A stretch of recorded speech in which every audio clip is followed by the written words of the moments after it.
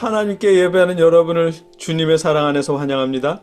우리가 드리는 이 예배는 우리를 불러주시고 독생자를 통해 우리를 구원하시고 자녀 삼아주신 하나님께 감사드리는 시간입니다. 우리에게 계속 이어질 하나님의 은혜를 기대하는 시간이고요. 지난 한 주간 우리에게 있었던 모든 일을 하나님 앞에 내어놓고 회개하며 조용히 묵상 기도로 예배를 시작하겠습니다.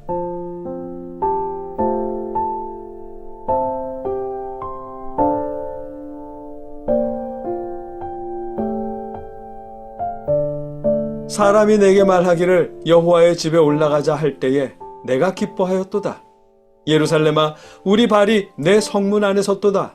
예루살렘아, 너는 잘 짜여진 성읍과 같이 건설되었도다. 지파들 곧 여호와의 지파들이 여호와의 이름에 감사하려고 이스라엘의 전례대로 그리로 올라가는도다. 거기에 심판의 보좌를 주셨으니 곧 다윗의 집의 보좌로다. 예루살렘을 위하여 평안을 구하라. 예루살렘을 사랑하는 자는 형통하리로다. 내 성 안에는 평안이 있고 내 궁중에는 형통함이 있을지어다. 내가 내 형제와 친구를 위하여 이제 말하리니 내 가운데에 평안이 있을지어다.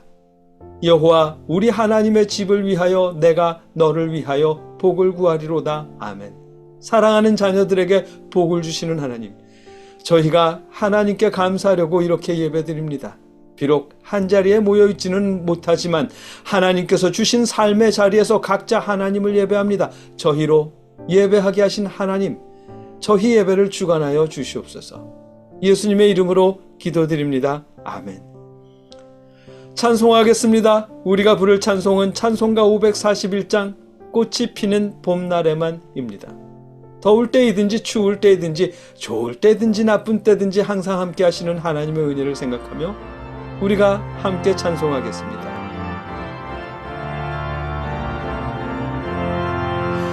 꽃이 피는 봄날에만 주의 사랑 있음인가. 열매 맺는 가을에만 주의 은혜 있음인가. 마음을 쏟는 여름에도 주의 사랑 여전하며 추운 겨울 줄일 때도 주의 위로 변함없네. 솔로몬의 부귀보다 욥의 고난 더 귀하고 솔로몬의 지혜보다 욥의 인내 아름답다. 이 세상의 부귀 영화 마귀 유혹 손짓 하나 고생 중에 인내하면 최후 승리 이루리라. 세상 권력 등에 업고 믿는 자를 핍박하는 어리석은 사람들아, 회개하고 돌아오라. 우상의 힘 얼마가며 인간의 힘 얼마가나. 하나님의 심판날에 견디지를 못하리라. 저 천국을 바라보니 이 세상은 나그네 길, 죽음의 길 피하라며 나의 길을 막지 말라. 내게 맡긴 양을 위해 나의 결의 평화 위해 우리 주님 가신 길을 충성으로 따르리라.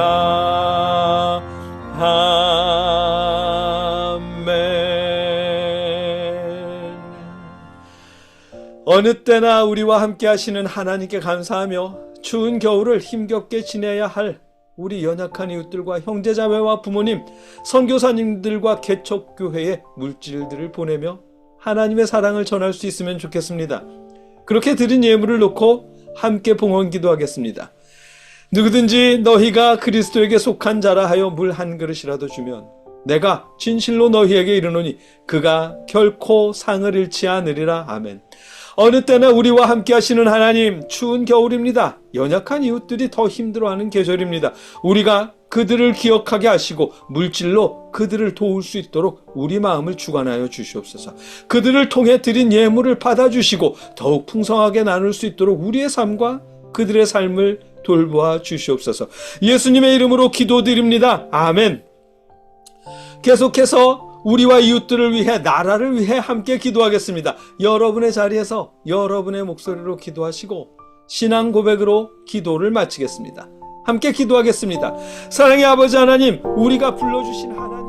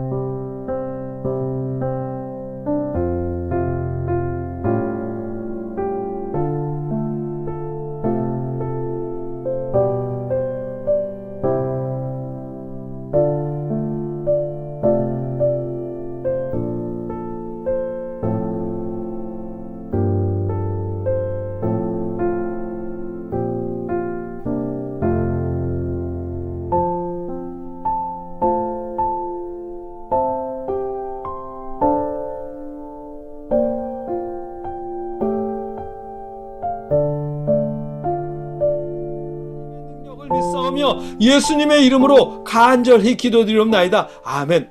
나는 전능하신 아버지 하나님 천지의 창조주를 믿습니다. 나는 그의 유일하신 아들 우리 주 예수 그리스도를 믿습니다.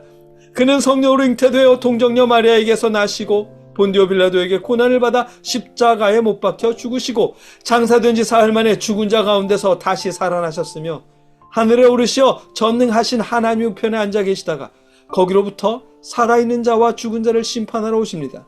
나는 성령을 믿으며 거룩한 공교회와 성도의 교제와 죄를 용서받는 것과 몸의 부활과 영생을 믿습니다. 아멘.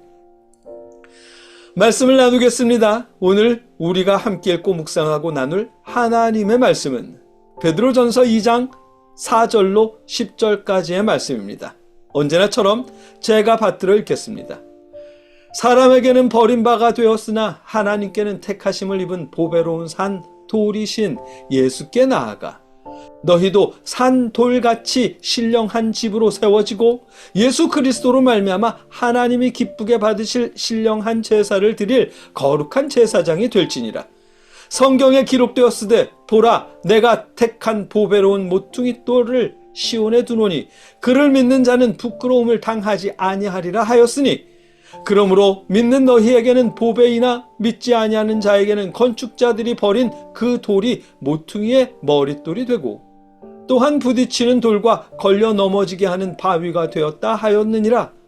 그들이 말씀을 순종하지 아니함으로 넘어지나니 이는 그들을 이렇게 정하신 것이라.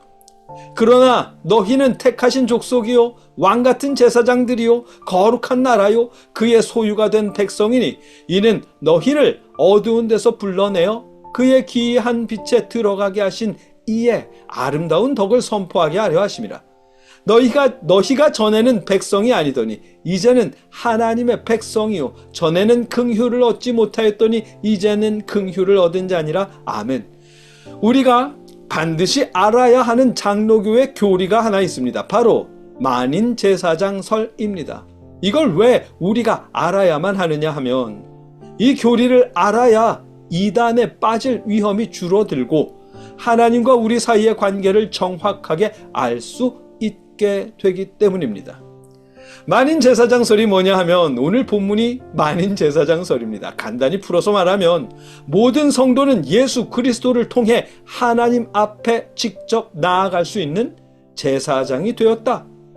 구약 시대의 제사장과 평신도의 구분은 이제 의미가 없어졌다라는 뜻입니다.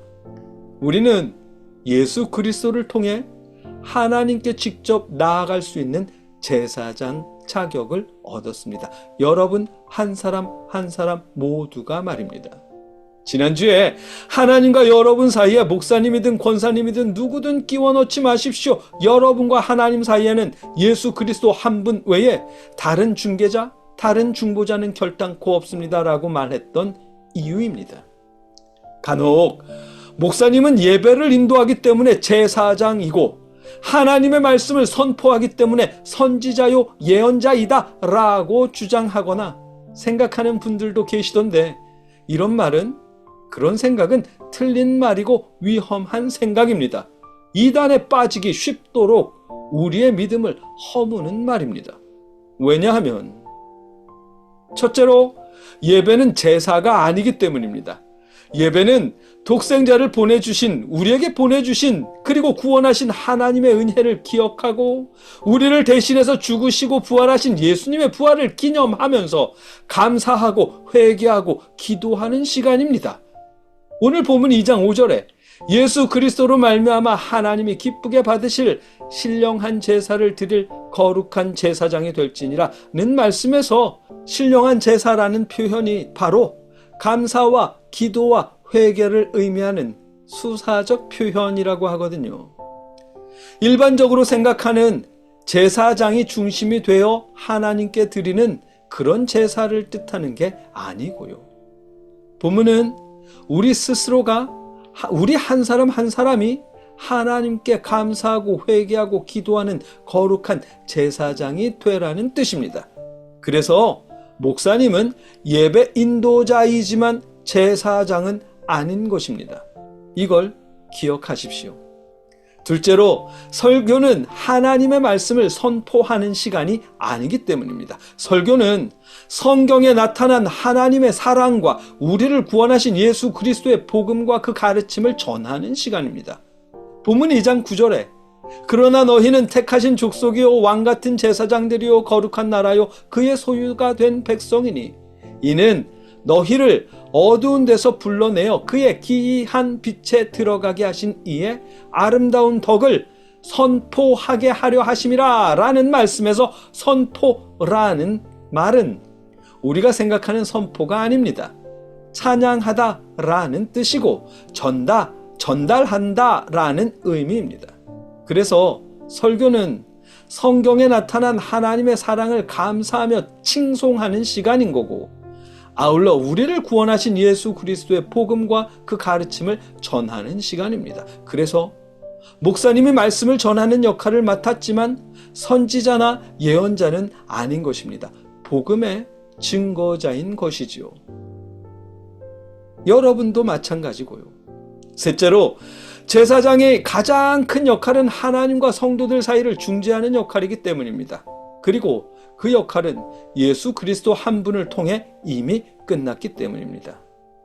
제사장이라고 하면 일반적으로 제사를 드리는 것만 생각하는데 그건 수박의 껍질에 해당하는 것입니다. 왜냐하면 제사장이 하나님께 제사를 드린 이유는 하나님 앞에 나아갈 수 없는 일반 성도를 대신해서 하나님께 부탁하는 행위였기 때문입니다. 성도와 하나님 사이에 다리 역할을 하는 행위가 제사로 나타난 것입니다. 그 제사를 드리는 사람이 제사장이었던 것이고요. 그래서 제사장의 가장 큰 역할은 하나님과 성도들 사이의 중재자 역할이었던 것입니다. 그런데 예수님께서 그 역할을 끝내셨습니다. 예수님이 우리의 죄를 대신해서 십자가에 죽으신 그 순간 예수님은 하나님과 우리 사이의 영원한 중재자가 되셨습니다. 그렇기 때문에 목사님은 예배 인도자인 건 맞지만 제사장은 될 수 없는 것입니다. 만일 목사님을 제사장이라고 말한다면 그걸 인정하는 그 순간 예수님의 중보를 무효화하고 그 자리를 빼앗아 목사님이 대신하겠다는 뜻으로 변하게 되는 것입니다. 그걸 의도하든 의도하지 않았든 말입니다. 이단에 빠지게 되는 거예요. 예수님을 구주로 고백한 우리에게는 예수님 외에 그 어떤 제사장도 더 이상 필요하지 않습니다. 우리는 예수 그리스도를 통해 하나님께 직접 나아갈 수 있게 되었습니다. 그래서 만인 제사장서를 우리가 알아야 하는 것입니다. 기도할 때도 마찬가지입니다. 우리는 하나님께 직접 기도할 수 있습니다. 예수님을 통해서요. 우리가 기도를 마칠 때 예수님의 이름으로 기도합니다 라고 하는 이유가 그 때문입니다. 여러분이 아무리 엉성하게 기도한다고 해도 하나님은 들으십니다. 꼭 목사님을 거쳐서 기도해야 그 기도가 더 잘 이루어진다거나 기도원 원장님을 통해야 기도가 더 잘 응답받는다는 게 아닙니다.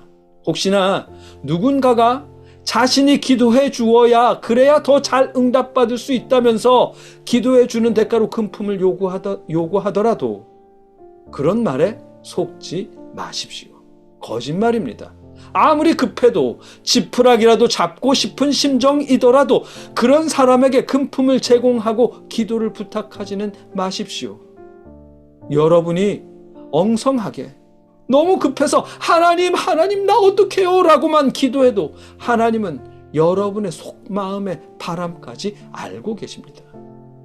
물론 그럴 때 목사님이나 권사님이나 장로님 혹은 함께 믿음 생활을 하는 성도님들에게 기도 부탁하는 건 아주 중요한 일입니다. 반드시 필요한 일이고요. 왜냐하면 기도를 부탁하는 그 순간 여러분이 혼자가 아니라는 위로를 받을 수 있기 때문입니다. 함께 기도해주는 기도 동역자가 곁에 있다는 그 사실이 여러분에게 힘과 용기를 주기 때문입니다.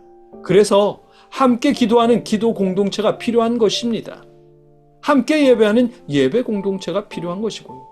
다만 그렇게 기도해야지만 더 잘 응답받는다라는 식으로 공식화하지는 마십시오. 거듭말하지만 다른 사람에게 부탁할 수 없는 기도 내용이어서 여러분 혼자 엉성하게 기도할지라도 하나님은 그 기도를 들으십니다. 왜냐하면 우리는 너희가 전에는 백성이 아니더니 이제는 하나님의 백성이요 전에는 긍휼을 얻지 못하였더니 이제는 긍휼을 얻은 자니라. 아멘. 예수님을 구주로 고백한 순간 우리는 천지를 창조하신 하나님의 긍휼, 하나님의 자비를 얻은 하나님의 백성이요 제사장이 되었기 때문입니다. 여러분의 기도 제목을 목사님이나 여러분 주변의 친한 성도분들과 공유하며 기도 부탁을 하십시오. 그래야 여러분 혼자가 아니라는 위로도 얻을 수 있고 좀 더 힘을 낼 수 있을 것입니다. 그러나 목사님, 장로님, 권사님 많은 성도님들에게 기도를 부탁해야지만 더 빨리 응답받고 여러분 혼자 기도하면 응답받기 어렵다는 식으로는 생각하지 마십시오. 여러분과 하나님 사이에 예수님 말고 다른 사람을 끼워 넣지는 마십시오. 여러분은 이미 왕같은 제사장이고 하나님의 자비를 얻은 백성입니다. 여러분 혼자서 엉성하게 기도하더라도 예수님을 통해 여러분을 자녀 삼으시고 제사장 삼으신 하나님은 여러분의 그 기도를 들으실 것입니다. 함께 기도하겠습니다. 사랑의 하나님, 우리는 예수 그리스도를 통해 하나님의 자녀가 되었습니다. 하나님께 나아갈 자격을 얻었습니다. 이 사실을 우리가 늘 기억하게 하시고 우리의 기도를 들으시는 하나님을 의지하며 살아가게 하시옵소서. 예수님의 이름으로 기도드립니다. 아멘.